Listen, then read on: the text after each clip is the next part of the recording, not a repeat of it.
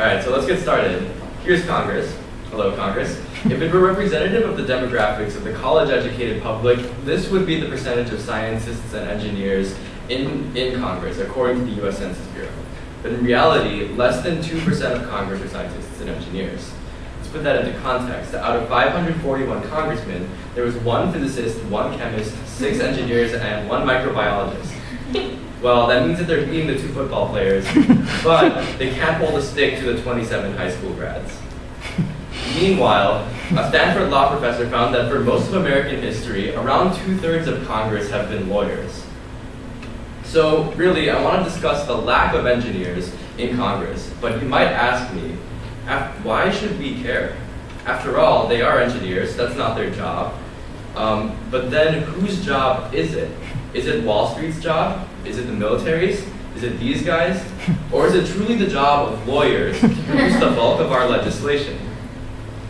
Now, I'm not saying that lawyers are all bad and that we should get rid of them in government.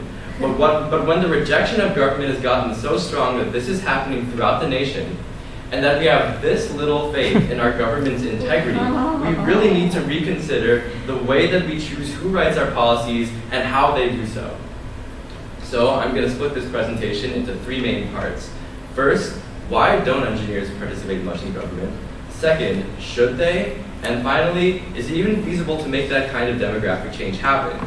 And if it is, if we can answer these 3 questions, we can start to think about how to move forward from the status quo. So let's begin. Why don't they?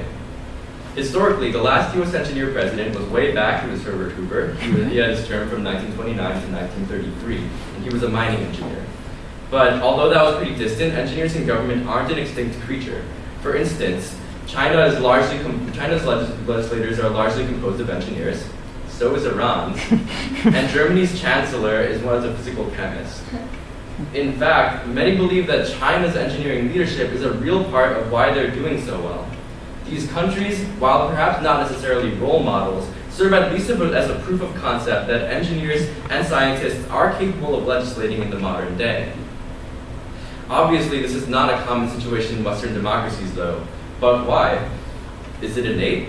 Are the kinds of people who choose to be engineers just not cut out for politics? Well, let's see. 2 studies were conducted, one to examine the character traits of Dutch engineers, and another to analyze politicians' character traits across different Western democracies. They actually found that engineers and politicians share a lot of several character traits. However, they're very different on agreeableness, which is that engineers are less agreeable than the average person, whereas Congress people often depend on it. So, is it agreeableness? That seems very vague and unscientific. But it's a thought that we should consider seriously when considering how we should educate and encourage engineers to enter politics. But I think that the separation is deeper than just personality. Let's look at the economics of the political profession from the perspectives of lawyers and engineers. As a lawyer, you have a lot to get from entering politics. First of all, you can take extended political stints without harming your legal practice. You stand to gain a lot of valuable connections from the ordeal as a whole, and you probably can make it your career straight out of school depending on whether you go to local, state, or national government. The opportunities for engineers in politics, however, is pretty bleak. First, if you left your practice as an engineer, you'd probably lose practice and forfeit experience, which would also involve you losing opportunities in the career. Second of all, you don't really have much connections to gain from entering government. And finally, there are few government opportunities that you can get straight out of school as an engineer.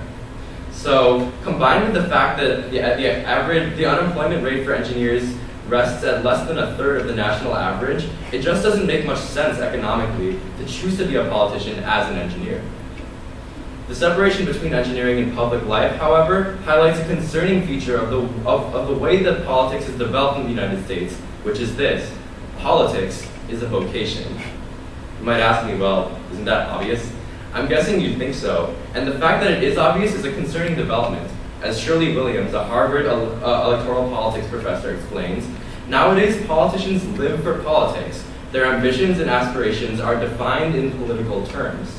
She continues to argue that these career politicians are primarily motivated by political ambition, whereas amateur politicians, those who choose to do politics as a contribution to society rather than as a job, are mostly driven by social motives, but are increasingly being wiped out by career politicians.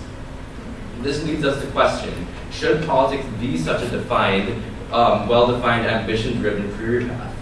A question which brings me to the second part of my discussion. Should engineers have a stronger role in politics? Let's consider this question through the lens of a recent political fiasco that you likely have heard about, SOPA, the Stop Online Piracy Act. It was a controversial bill that was passed in the House by Representative Lamar Smith, a Republican farm owner and lawyer from Texas. The bill intended to allow copyright holders of the Department of Justice to seek court orders against websites in or out of the United States. It would force all entities that fund, show search results for, and allow access to accused websites to block them, in effect creating an internet death penalty for copyright infringing websites. While the intent didn't seem so bad, intellectual property is an important thing, SOPA quickly generated backlash of unprecedented magnitude on the internet and among the tech community. Google, Wikipedia, Mozilla, Reddit, and thousands of other prominent websites held anti-censorship blackouts in protest of SOPA, and the protests even turned to the streets, drawing large crowds in New York. People were enraged for several main reasons. First of all, because of the invasion of privacy that it might entail, because internet service providers would have to monitor internet traffic in order to block certain requests. Second of all, it would undermine homeland security efforts to make the internet more secure. Even further, it threatens innovation in the tech industry because many tech companies' well-being depends on showing copyrighted information. However, like these sites right here, but SOPA would threaten their legality and functioning. But almost most importantly, the opposition feared that SOPA would open the door to further censorship of the internet beyond the bill, an idea that's antithetical to culture online. So, in other words, it was a big deal. There's a lot to learn about the potential role engineers can play in government from the SOPA fiasco, however. First of all, we learned that technology is everywhere. The problems we face in our society are increasingly technical in nature. SOPA demonstrated the deep connection between intellectual property laws and online culture. Yes, that is. But seriously, having technical knowledge about how, for instance, the internet works would have made legislators have a better idea of the repercussions of blocking sites the way that SOPA intended to do. Additionally, having engineers and scientists as advisors is not enough. While technical advice is available to politicians, they often fail to request it because they don't immediately see the technical implications of social policies. And to make it worse, these issues only get worse as time goes on and technology and society grow closer together. But it's not all about the content of legislation politicians write. Much of the debate surrounding SOPA reflected a worrying trend in American politics, which is this: politicians are corrupt. There, I said it. Our government appears to be pretty deeply corrupt, subject to the flow of money from special interest groups. In the case of SOPA, donations totaled to over $2,500,000, and 4 times as much of that came from Hollywood, to people like this guy, whose actions have led people to question just how much money he's made from the entertainment industry for pushing these grossly unpopular bills. But would engineers fare any better than their legal counterparts would when it comes to corruption? For one, because they study things that are unrelated to the political fields, they may be more likely to have non-political motives from going into politics. And if so, perhaps significant demographic change could occur and more rigorous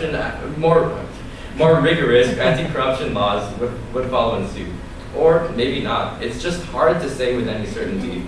But even if scientists and engineers are equally corrupt as their lawyer friends, at a minimum, having engineers in Congress might diversify the presence of lobbies present in Congress, so that these kinds of people have a closer level of representation as these people.